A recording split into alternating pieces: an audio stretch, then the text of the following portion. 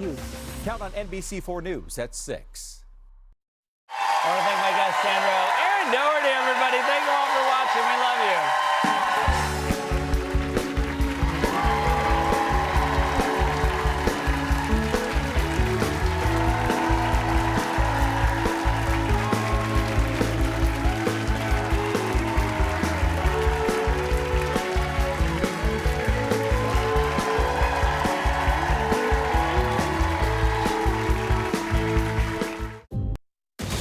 NBC4 News at 11 starts with breaking news. That breaking news in New York City, where a police officer and 3 other people were shot to death. It was the second mass shooting in our country today, this one inside a skyscraper on Park Avenue. Good evening, everyone. I'm Carolyn Johnson. This happened around 8 p.m. Eastern Time, and tonight we're learning more about the gunman's ties to Southern California. NBC4's Robert Kovacic is in studio now. Robert. Carolyn, right now we are working his Southern California connection. The shooter, as you see here, first went to high school in Santa Clarita at Golden Valley High School. A former football teammate said he was the fastest kid he had ever seen on the field. Off the field, a goofball, a class clown. Before his senior year in 2015, he transferred to Granada Hills Charter High. 10 years later, at the age of 27, working at a casino in Las Vegas and then driving cross country in a BMW, double parking it on Park Avenue, and then responsible for a mass shooting in Manhattan. This is Shane Tamura in his Granada Hills Charter High School uniform in 2015 after a game. And this is a photo of him, rifle in hand, walking into 345 Park Avenue. The building's security camera footage shows the shooter enter the lobby, turn right, and immediately open fire on an NYPD officer. He then shoots a woman who took cover behind a pillar and proceeds through the lobby, spraying it with gunfire. NYPD officer Didarul Islam killed. 36 years old, 3.5 years on the force. From Bangladesh, he leaves behind 2 young sons and a wife, 8 months pregnant. It's an active shooter. We're getting multiple calls from 345 Park Avenue. As the NYPD swarmed the skyscraper with offices used by banking and investment firms and the NFL, those inside went for cover. These photos obtained by NBC News from Blackstone showing couches barricading the door. He goes up to the 33rd floor, which is route and management, and begins to walk the floor, firing rounds as he traveled. 1 person was struck and killed on that floor. He then proceeds down a hallway and shoots himself in the chest. Officer Islam and 3 others killed. We mentioned the NFL headquarters are in that building. Late tonight, NFL Commissioner Roger Goodell says one of our employees was seriously injured in this attack. He is currently in the hospital in stable condition. No words can describe this act of evil, a man who takes the life of others who are innocent. And no words can fill the void that has been left by this tragedy. Las Vegas police, where the shooter currently lived. According to our law enforcement partners in Las Vegas, Mr. Tamura has a documented mental health history. His motives are still under investigation, and we are working to understand why he targeted this particular location. The location in the heart of Manhattan, Park Avenue between 51st and 52nd, where tonight a city is in mourning. Our hearts break for the families and friends of the victims. We pray for the swift and safe recovery of the injured. The horrific crime reminds us all how easy it is to gain access to a gun. We do know he was authorized to carry a gun in Las Vegas. This is his concealed firearms permit issued in 2022 by the Las Vegas Metropolitan Police Department. It doesn't expire until 2027. However, that rifle was not legal in Manhattan. New York City has some of the nation's strictest gun laws. It's a live look from the school he graduated from in 2016. We're still coming up with his timeline after graduation and before he moved to Las Vegas. Again, a motive has not been determined, and investigators will focus, as you heard, on his documented mental health history shared by the Las Vegas Police Department.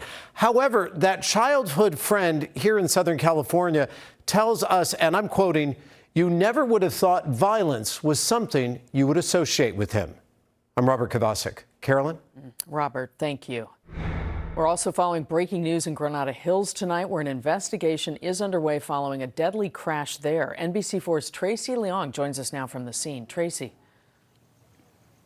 Yeah, Carolyn, it's still a very active scene. You can see this part of Chatsworth near Lindley is blocked off. The accident happened around 9 o'clock tonight. LAPD telling me they believe speed was a factor. I'll step out of the way so you can see that tent that is in the middle of the road. That is covering the person who was killed in the collision tonight. The LAPD Valley Traffic Division sergeant told me the BMW was driving at a high rate of speed, somehow lost control and hit an unoccupied parked box truck and another unoccupied parked sedan that were both on the side of the street, causing the BMW to lose control and flip over. The sergeant says the passenger of the BMW was ejected and died here at the scene.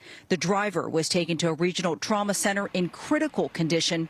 Here's LAPD Sergeant Bruce Alvarez.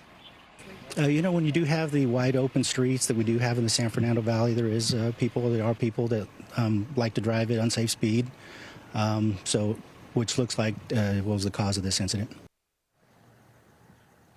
I spoke to neighbors who tell me they ran out when they heard that loud crash to see what was going on. And they tell me that it's very common, especially around this time of night, for cars to be speeding up and down their street. And they're not surprised, sadly, by what happened tonight. Reporting live in Granada Hills, Tracy Leong, NBC4 News.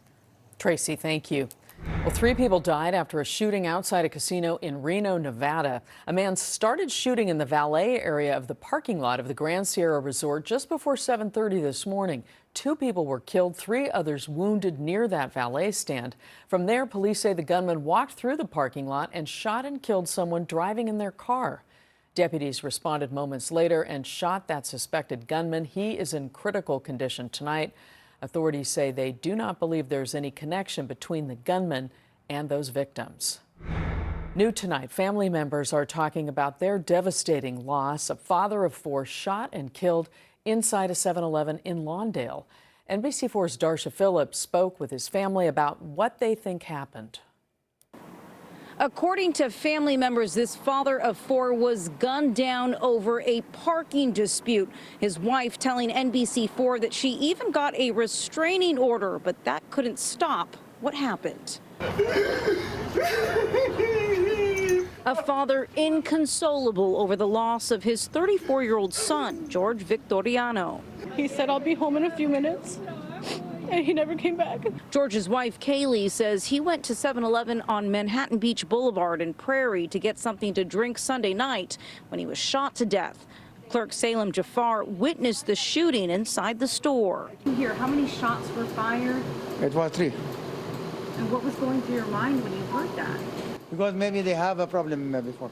George's sister, who doesn't want her face shown on camera, says this all stemmed from a 4-year parking dispute with a neighbor. And unfortunately, public parking led to the tragic death of my brother.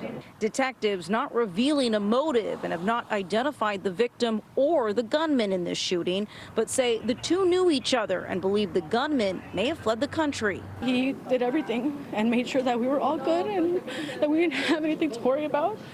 And he would be here today, honestly, if the police actually listened to my statements and all my complaints. Kaylee says she had a restraining order out and begged law enforcement to do more to protect her family.